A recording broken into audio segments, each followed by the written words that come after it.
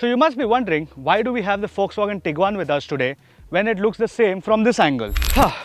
Now that is much better. Let me introduce you to the all-new 2022 Volkswagen Tiguan.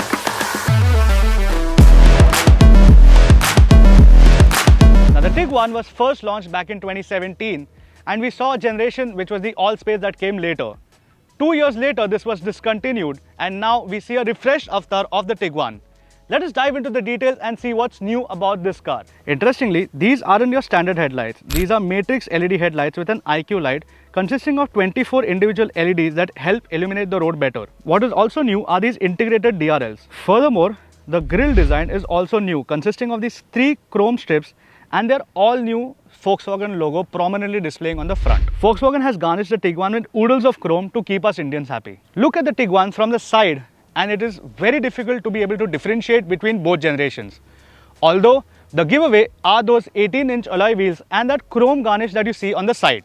So just like the previous generation, the rear is pretty much similar to the previous generation as well.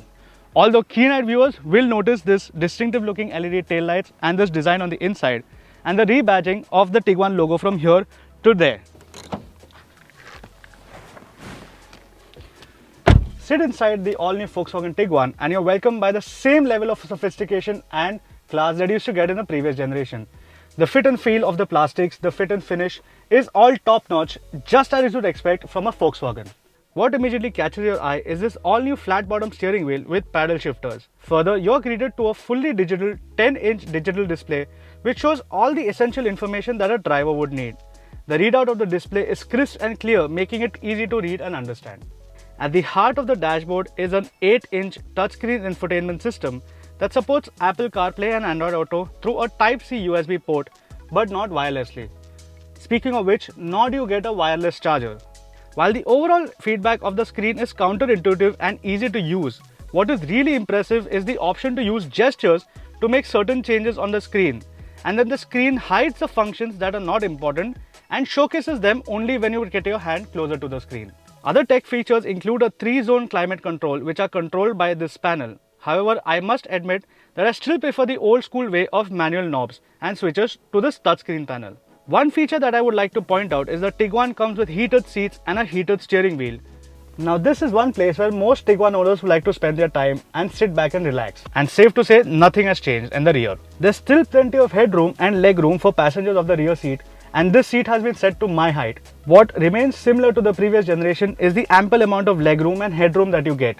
But that's not all. If you feel like you need more space, you can just do this.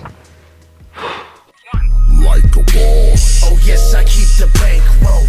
Additionally, the rear seat passengers will feel extremely airy thanks to these large windows and this large panoramic sunroof, which will help them feel less claustrophobic at the back. Speaking about the boot, what is interesting is an electric boot which offers a boot space of 615 liters.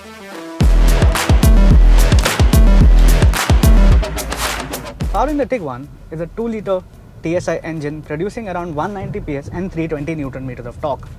The power is sent to all 4 wheels via a 7-speed DSG gearbox.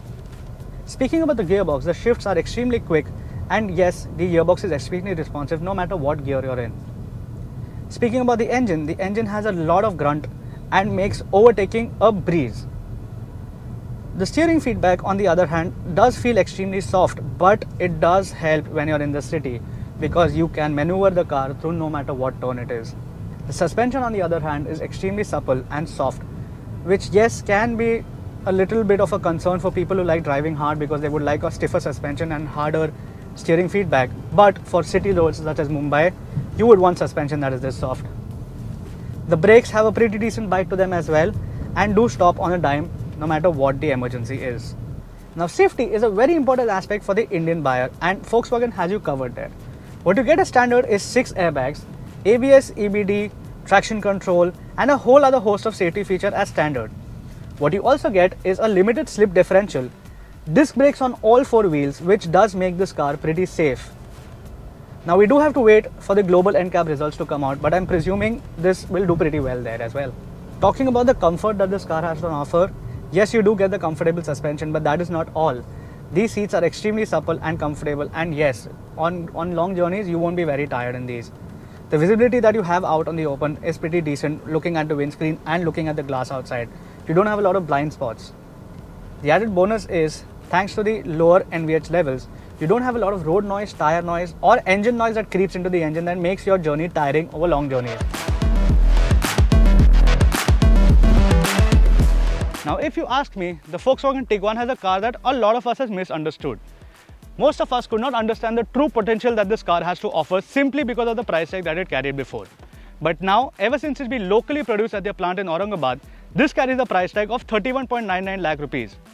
Yes, I agree that this is a little steeper compared to the Citroën C5, the Hyundai Tucson and the Jeep Compass. This has its German build quality and reliability which does edge it over the competitors. If you're in the market to buy a premium 5-seater SUV, this should certainly be your next consideration. With that, don't forget to like, share and subscribe to Top Gear Magazine India. Thank you so much for watching. This is Yash Sunil signing off. Bye-bye.